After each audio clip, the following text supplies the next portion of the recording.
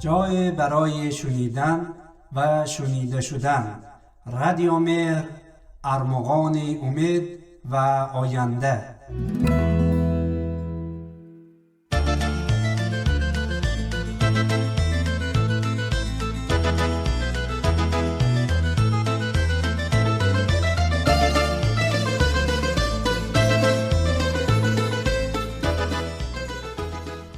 آن روز که 7 ساله بودی، چون گل به چمن حواله بودی. اکنون که به 14 رسیدی، چون سرو به اوج سر کشیدی. غافل منشین نه وقتی بازیست، وقتی هنر است و سرفرازیست.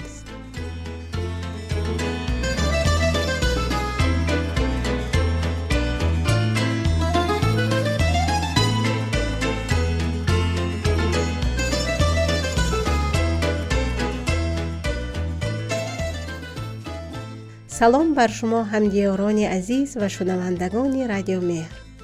سیده عبدالله زاده هستم و حضور شما را به این برنامه خوش آمد می گویم. کاشانه مهر به تهیه کنندگی جاوید حسینی و تدوین و صدابرداری محمد حکیم تقدیمتان می شود.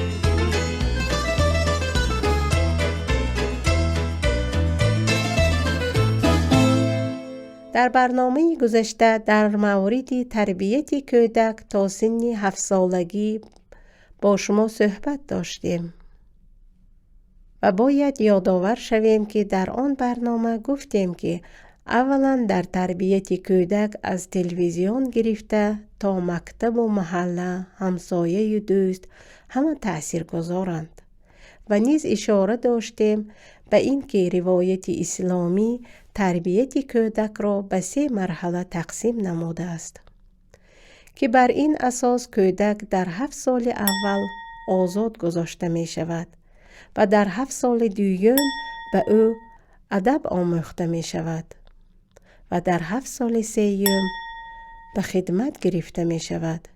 بنابراین 7 سال اول دوران ریاست و سلطنتی اوست. او در این 7 سال مثل پادشاه حکومت می کند و کاملا آزاد گذاشته می شود.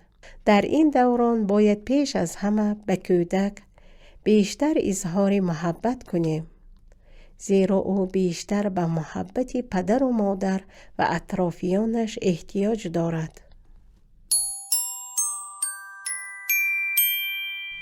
در این برنامه در مورد مرحله دوم تربیت کودک یعنی 7 ساله دوم با شما عزیزان صحبت میکنیم.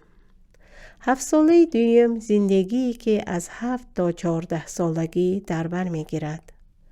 دوران فراگیری تربیت است. این دوران فرمانبرداری فرزند به شمار می رود. رشد مغز کودک در این مرحله بیشتر می شود و او آمادگی لازم را برای یادگیری پیدا می کند. مهمترین وظیفه پدر و مادران و مربیان در این سالها آموزش و تعلیم دادن است، زیرا یادگیری در این سن عمیق‌تر و ریشه‌دارتر است، چون ذهن کودک آسوده و بی مشغله از مسائل زندگی و قدرت گیرندگی او بسیار قوی می باشد. البته تعلیمات رسمی از 6 سالگی آغاز می گردد و یادگیری او به تدریج همراه با تعلیمات در مکتب از محیط و مسائل و آدمان اطرافیانش ادامه می یابد.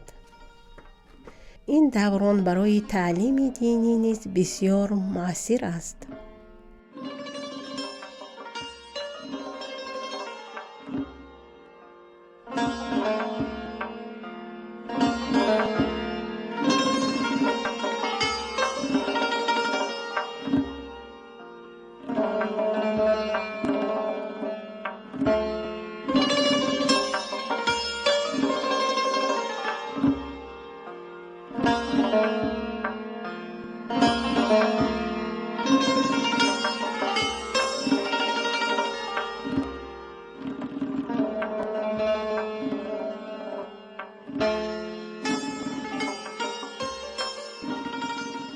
حضرت رسول اکرم صلی الله علیه و آله و سلم در مورد آموزش مسائل دینی فرمودند: وقتی فرزند شما به 6 سالگی رسید، رکوع و سجده را به او یاد دهید. در 7 سالگی برای طهارت و وضو آمادش کنید و به نماز خواندن ترغیبش کنید. بدانید که با یاد دادن نام خدا به کودک، عذاب الهی از معلم و پدر و مادر برداشته می شود.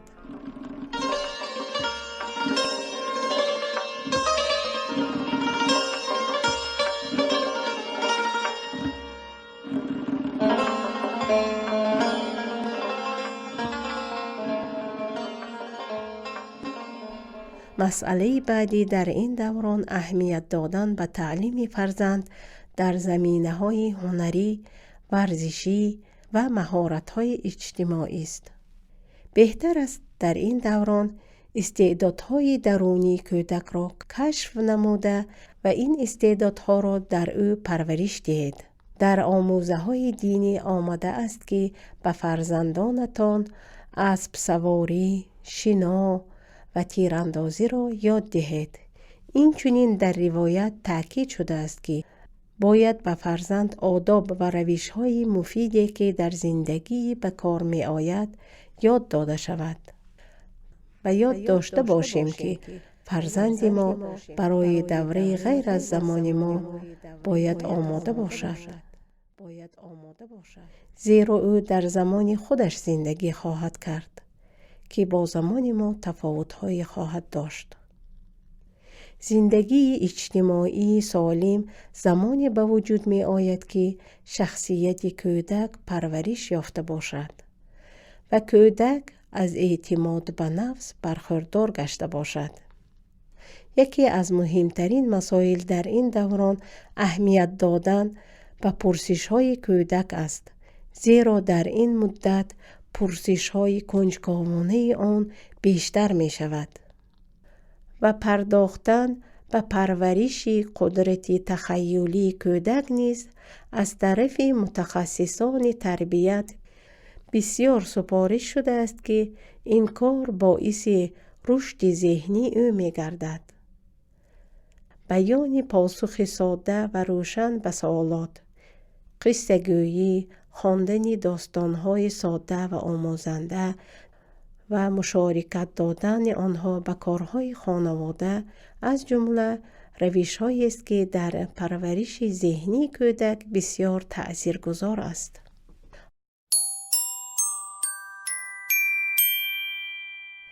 حالا میرسیم به مرحله بسیار ظریف و حساس، تربیت جنسی کودک.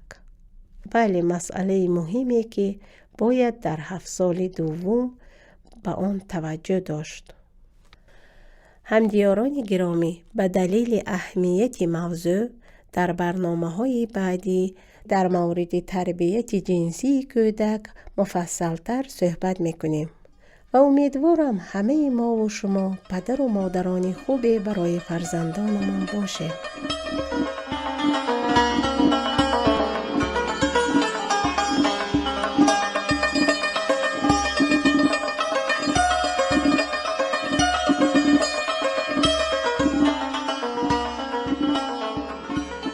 برنامه کاشانه مهر تهیه شده در گروه صدای خانواده. صدا بردار و تدوینگر محمد حکیم، تهیه کننده جاوید حسینی و مجری برنامه سیده عبدالله زاده. شنوندگان گرامی، تا برنامه دیگر شما را به خدای بزرگ می سپاریم. خدایار و نگهدار شما.